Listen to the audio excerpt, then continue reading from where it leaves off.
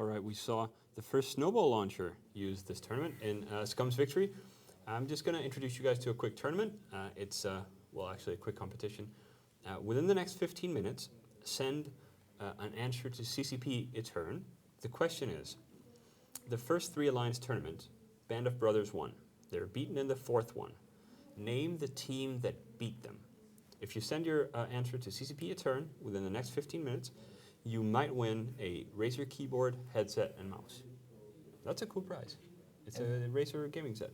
Razer has a bunch of great products, and if you want to just win products as they come up, you can go ahead and go to eveonline.com/ATXI/contests to see all the contests as they go live. Do you know what's the oddest thing about Razer?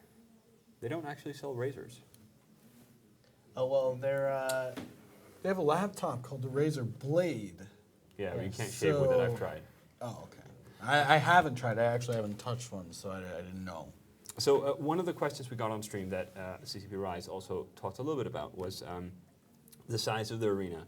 And CCP Dolan, we're going to get some graphics here. And I know that you've done hand drawings of this. Would you like to quickly talk about it? So this is also how you enter the arena. So when teams are teleported into the system, they pick one of 4 beacons that sort of form a box in space, opposing boxes. They pick randomly, and then they warp from 0 to 50 to the arena, at which point they are frozen in space until the match begins. So a lot of the tactics here come down to which beacon you pick and what range you warp at. For instance, if you both warp at 50 but are at close beacons, basically you both pick A or both pick B, something like that. You end up being relatively close rather than the 100 kilometers you would be if you were at opposing beacons. And you should never really warp to 0, right?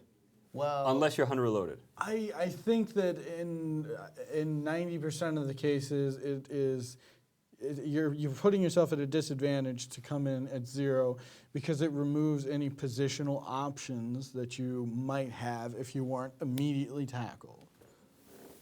Yeah, I mean, we have few setups that do warp to 0, or part of the setups warp to 0. I mean, what we've seen already used quite successfully is you put your tackle up front at 0 and essentially block a path to the enemy to your more expensive setup. Actually, interesting enough, the setup that Pandemic Legion brought with the flagship Vindicator, usually the Vindicator and the Proteus goes at 0, and if they would have done so this match, they would have ended up at 0 with 3 Hyperions, which would not have been a good thing. That just goes to support my point right there. If you give yourself more tactical options, and not only that, but when you say, okay, I want to bring tackle to 0, you have to have support for that, right? You need to have RSBs for your logistics, because if you get damped out, you're not going to be able to rep your tackle right away. You should go with Tech 2 tackle because you want to have the higher resist profiles. Things like Harpies work really well for that. Little known facts, Harpies and Hawks have completely different resist profiles.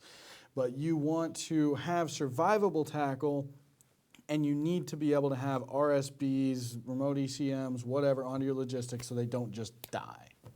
we actually have up here a graphic about some really survivable tackle and some of the best ships in the tournament, the assault frigate class of ships.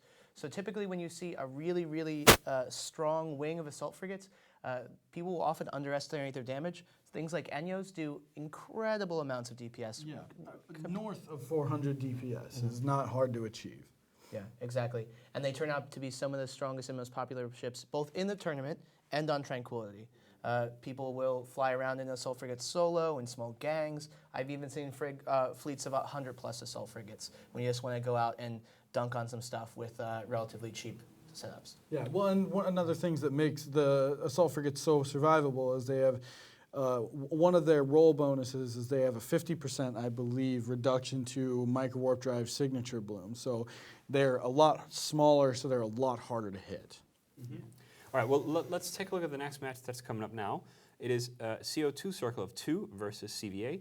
These are two pretty good teams, although I don't think I'll offend anyone when I say that Circle of 2 is probably a step above CVA, although CVA is quite a good team. Any thoughts on the stats we see here? I actually like CVA to win this. Ooh. Yeah. CVA has brought really solid setups, and they've brought very similar setups. Mm-hmm. So I think this is a good opportunity to, they've put Circle of 2 in a difficult position. They can switch it up here. So you believe that CVA is going to win this one? Yep, I like CVA to win. I'm going for CO2 because CVA has fought every single team that they've beat didn't have a full roster. True. Yeah, and CVA has kind of gone up against a little bit easier teams so far. I think this is, their second hardest match. They lost the first one, and I think, unfortunately, they're going to bow out here as well. Did they beat the Perihelion 3-man They Warp out did. of? Yeah, all right. All right, well, I'm going to go with CO2. I think they're a great team that's potential to go really far.